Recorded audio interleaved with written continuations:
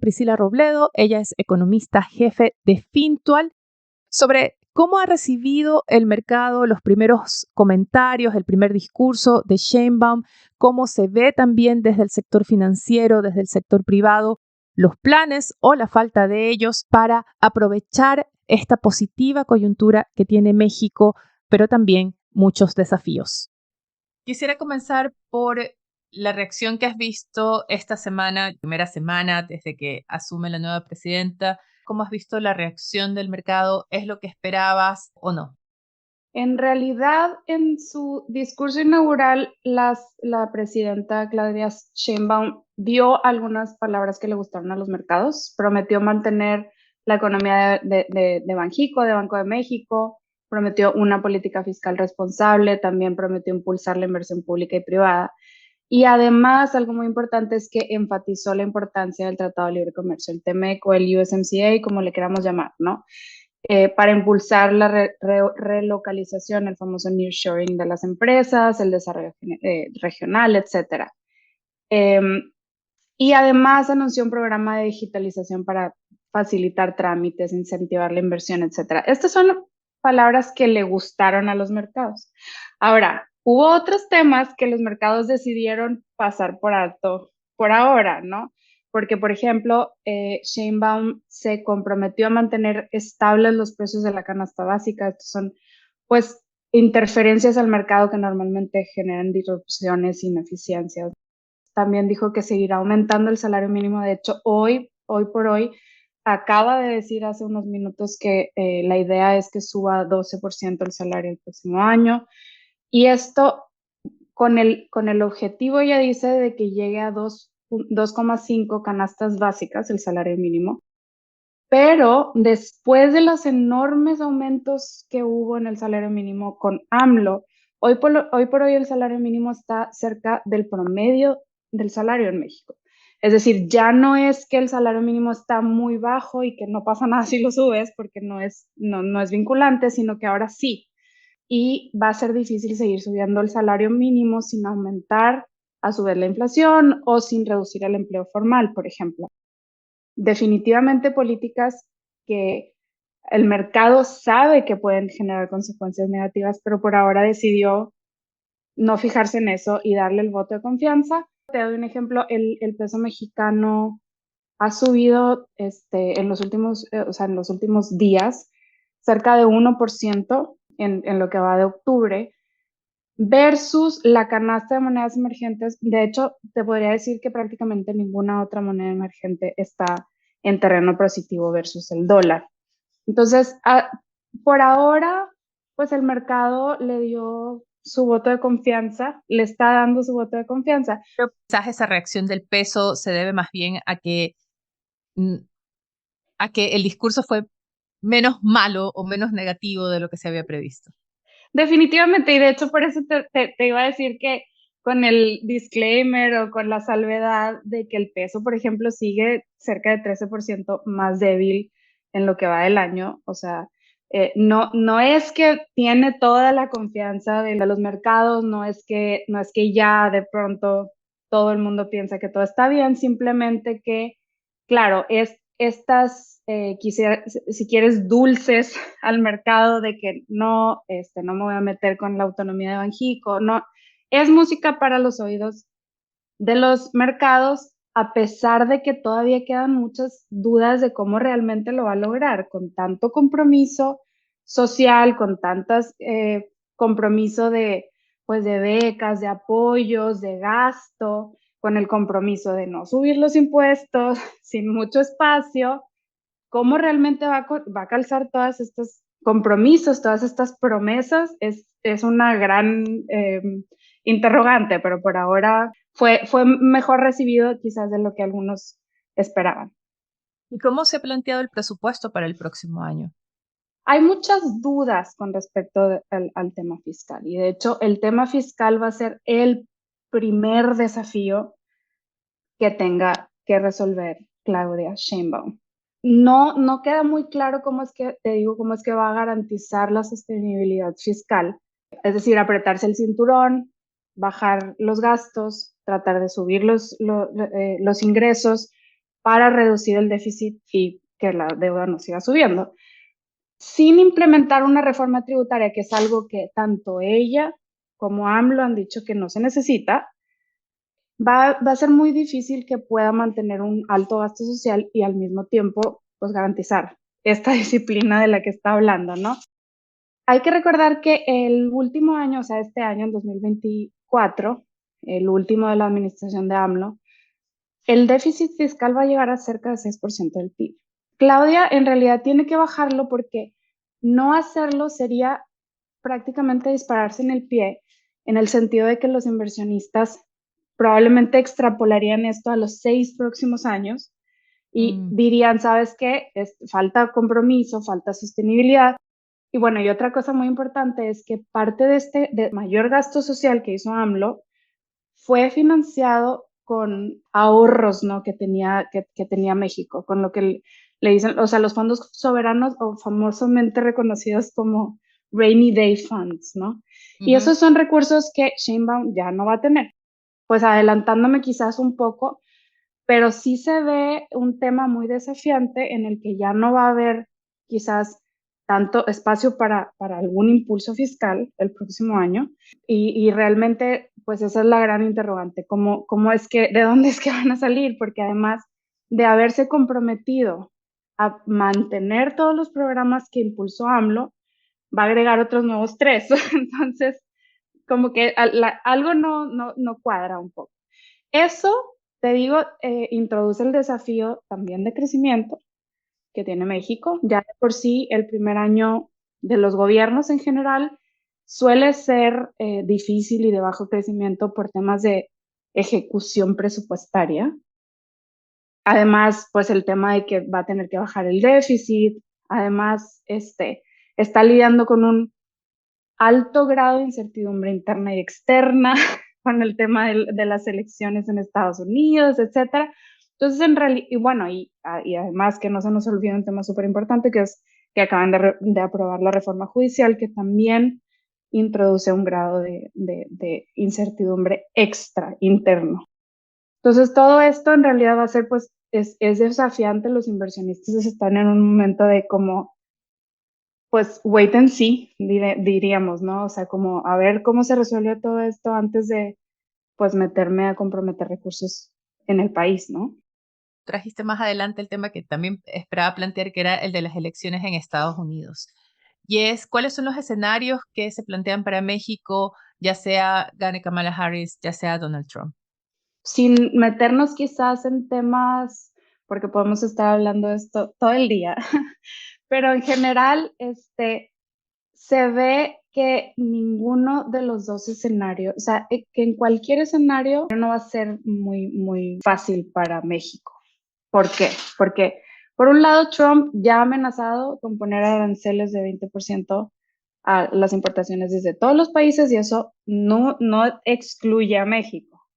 Además, ha dicho recientemente que va a poner un arancel de 100% a las importaciones de autos desde México. Ahora, sí es verdad que no es tan claro qué tanto de esto lo va a poder implementar, porque esto violaría los acuerdos comerciales, pero pues sabemos que Trump no necesariamente le importa si viola o no viola los tratados. Entonces la amenaza está ahí y es un tema que además tiene impactos porque pues de nuevo es un tema que genera incertidumbre. Por el otro lado, llega a ganar Harris. Y tampoco la tiene muy sencilla México porque Harris de hecho se opuso al USMCA. Ella no, o sea, ella lo rechazó y lo rechazó porque pensaba que no hacían suficiente para proteger las regulaciones laborales, ambientales, etcétera. La revisión que va a haber del USMCA, que está planeada para mediados de 2026, es una oportunidad para Harris de mandar una señal de que es un tratado malo, de que no debió de existir un poco y de que se tiene que revisar. Y muy seguramente ella va a tomar una postura más estricta en la revisión. Entonces, en ninguno de los dos casos uno puede decir, ya salvé con el tema político.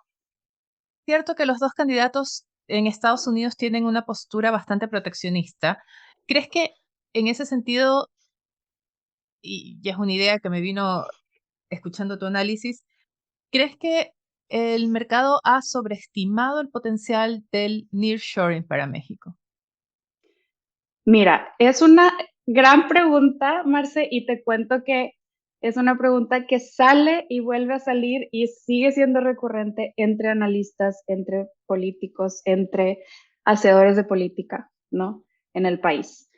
El nearshoring es una promesa de gran potencial, y eso nadie lo duda, pero es algo que no se ha materializado claramente todavía, al menos al juzgar por los datos, ¿ok?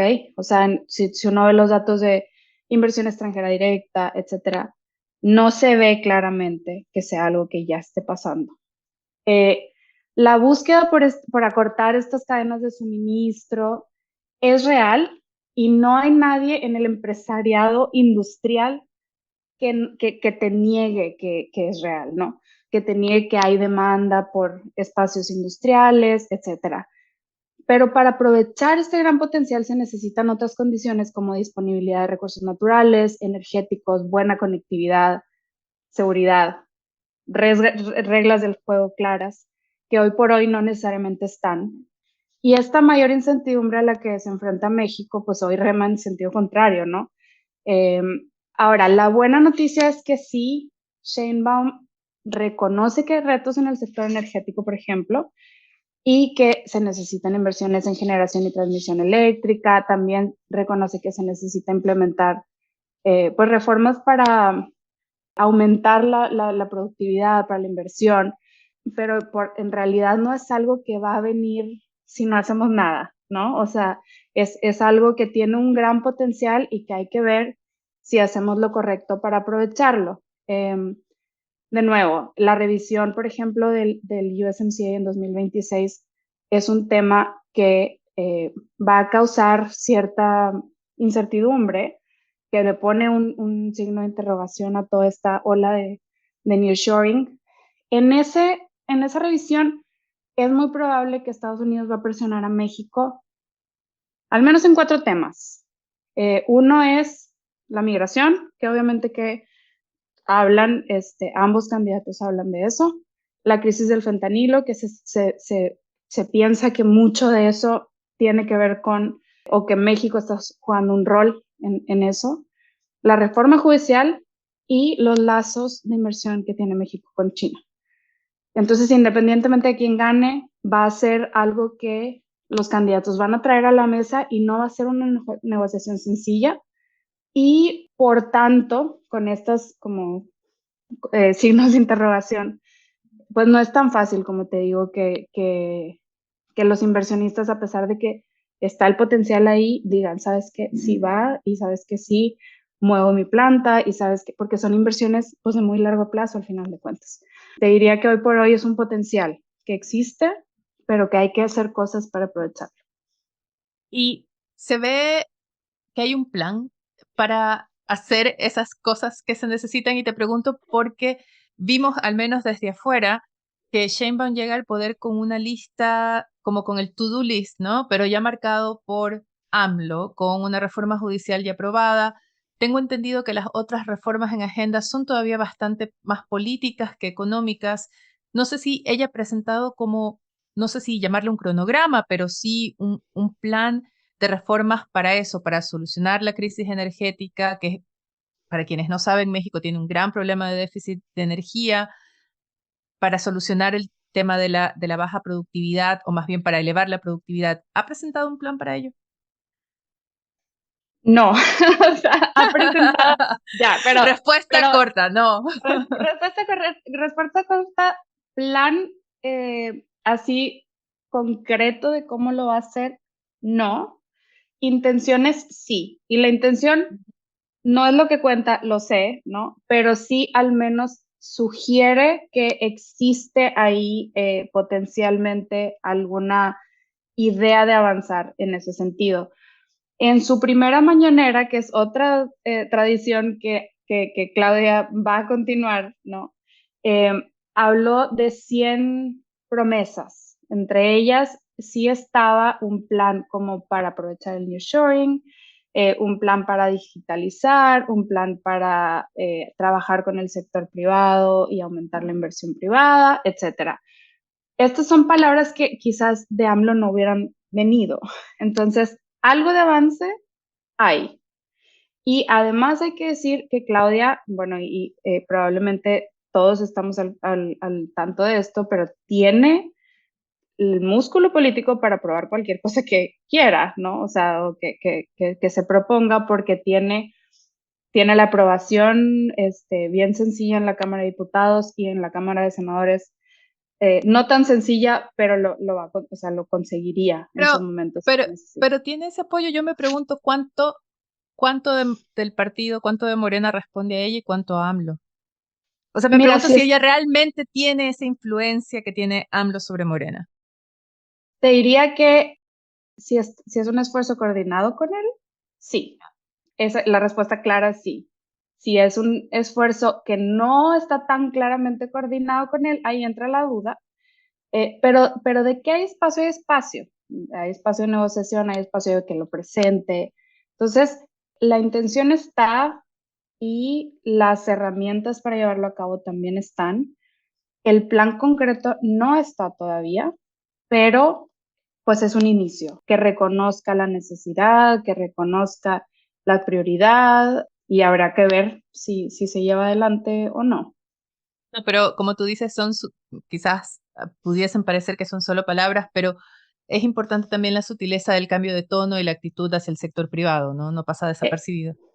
es definitivamente una señal, y es una señal que le gusta escuchar a los mercados, es una señal que lo mencione, es una señal que sea parte, o sea, que el nearshoring sea parte del discurso, que la inversión privada sea parte del discurso, que la productividad sea parte del discurso.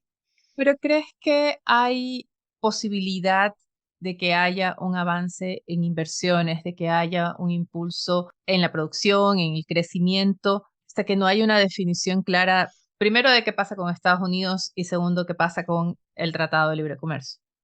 De nuevo, una respuesta corta es que el potencial sí está.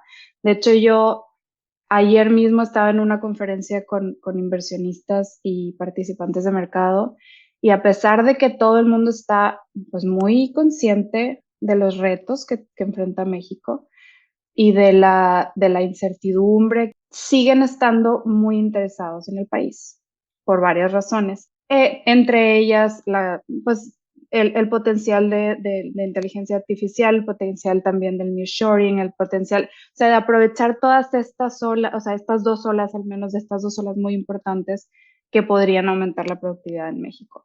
Ahora, hoy por hoy, ¿qué tanto de esto se espera no se espera en realidad un boom para México pronto? Porque la sombra de la incertidumbre pues sigue ahí.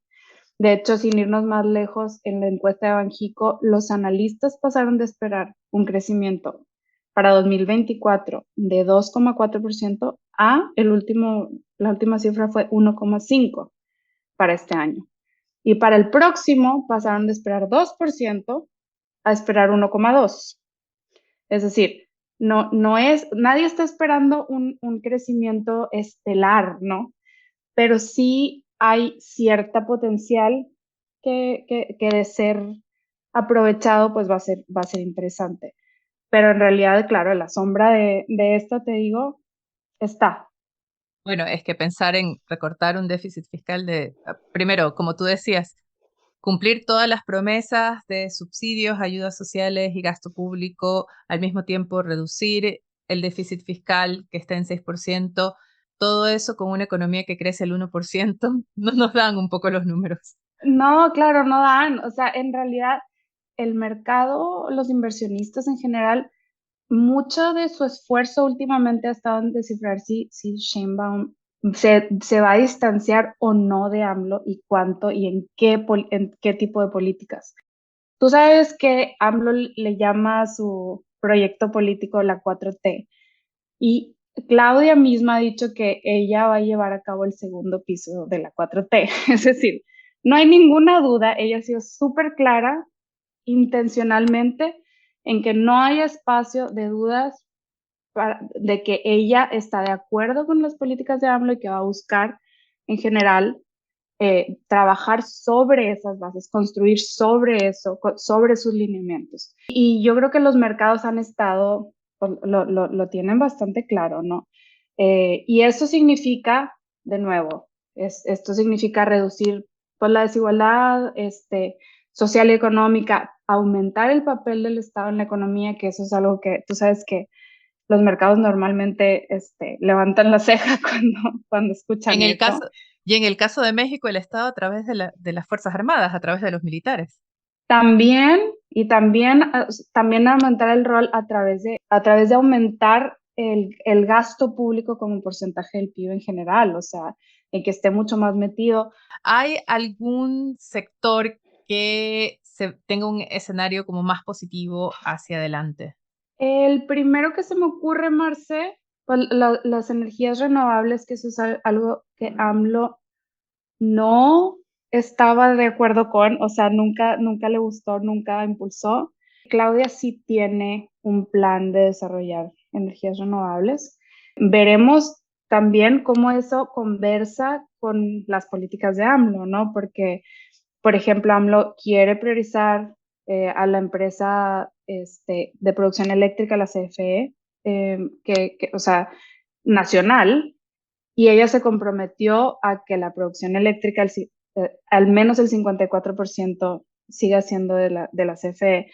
No sé si cuadra las iniciativas que ella tiene, pero por lo menos está un poco más vivo la esperanza por ahí. Entonces ese es uno de los sectores.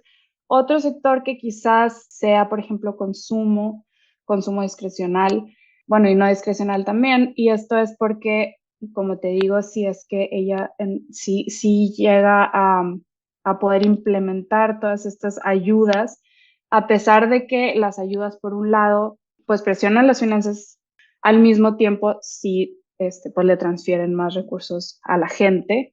Y un tercero son los ferrocarriles, pues un área que AMLO empezó a desarrollar, pero ella quiere seguir desarrollando. Entonces, ese va a ser otro plan que tiene y que quizás pues un área, un sector que va a seguir impulsando. Gracias por acompañarnos hoy.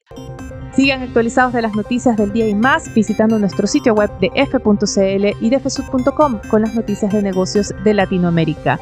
Les deseo que tengan un buen fin de semana. Nosotros nos reencontramos el lunes.